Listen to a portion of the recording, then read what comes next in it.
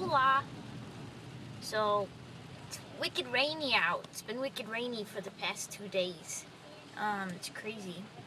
We don't usually get this much rain in Arizona, except for monsoon season. But, anyways, so I'm driving to another audition right now. I really don't have time to be doing this. I don't know why I get myself into these things sometimes. I'm not even crazy about doing it, and I haven't even memorized the script. I've been busy doing work all day, work that actually pays me American dollars, but I guess we'll go for it and see what happens. You never know.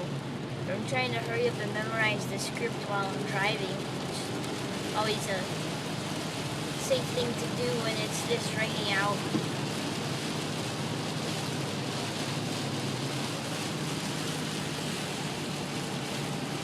Yeah, well, I better get scooting because I can't see that good with the rain. I don't think trying to record a video, memorize a script, and drive in the rain is the safest thing to do.